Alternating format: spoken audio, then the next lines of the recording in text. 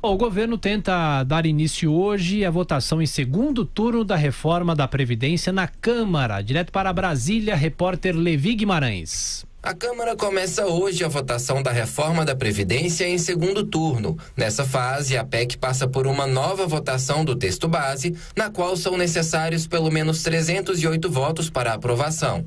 Em seguida, são analisados os destaques, sugestões de mudanças no texto.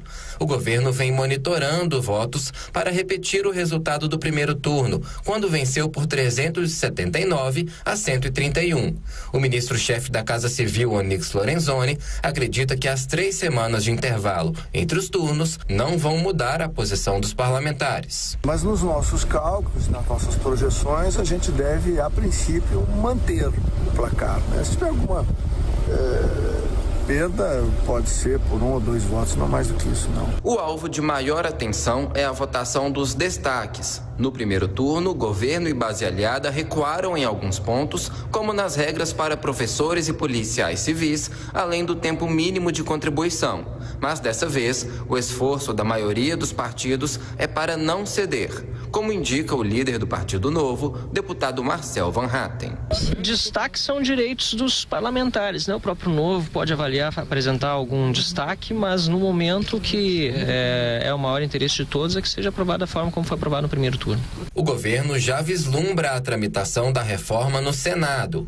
Nesta segunda, o ministro Onyx Lorenzoni se reuniu com o presidente do Senado, Davi Alcolumbre, para discutir a criação de uma PEC paralela à que vai chegar da Câmara, com o objetivo de incluir estados e municípios. Para o ministro, é possível aprovar as novas regras previdenciárias até o fim de setembro. A princípio, se a gente der tudo certo e concluir essa semana, nós estamos projetando uma votação de primeiro e segundo turno em torno de 20 de setembro a 30 de setembro. Nesse interregno aí, a gente concluir a votação no Senado Federal. Nesta segunda-feira, a Câmara não conseguiu reunir o quórum de 51 deputados para fazer a quarta das 5 sessões necessárias para cumprir o intervalo entre o primeiro e segundo turnos. Com isso, para começar a votação na terça-feira, o governo vai ter que aprovar um requerimento de quebra de interstício, em que precisa do voto de mais da metade dos deputados. Além de apresentar 7 destaques, a oposição vai repetir a estratégia de obstruir os trabalhos, tentando adiar a conclusão da votação e testando a capacidade do governo de manter o quórum perto de 500 deputados também nessa segunda fase. De Brasília, Levi Guimarães.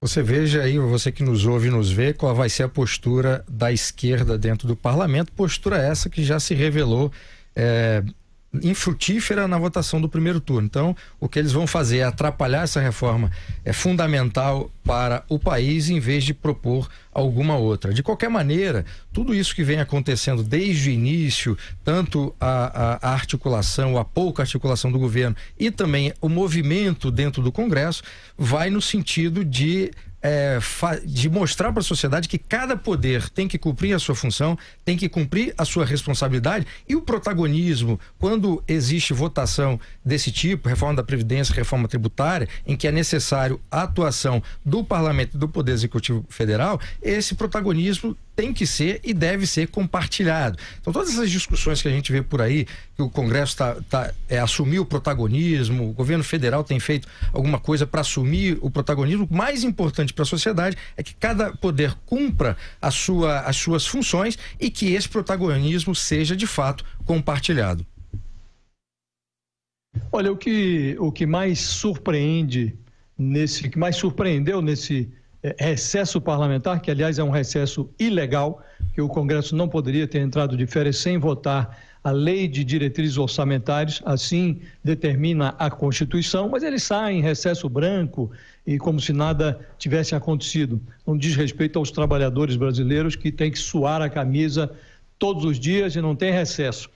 Mas muito bem, o que mais surpreendeu durante o recesso é que o presidente da República não tivesse priorizado a reforma da Previdência.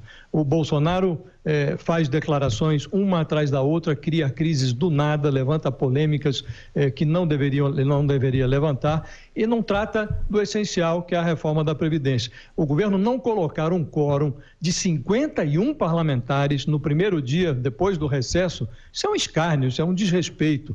Afora isso, há o desafio que vem a seguir no Senado, que o Senado tem que devolver à reforma da Previdência estados e municípios. Sem isso, nós vamos ter uma reforma perneta. Resolve o problema da União, não resolve o problema dos estados. Daqui a pouco a conta vai estourar no Tesouro Nacional, ou seja, no bolso dos brasileiros. O Palácio do Planalto não moveu uma palha para articular a aprovação desta volta dos estados e municípios para a reforma. Os senadores devem aprovar, mas não há segurança de que a Câmara depois confirme esta aprovação, devolvendo estados e municípios para a reforma da Previdência.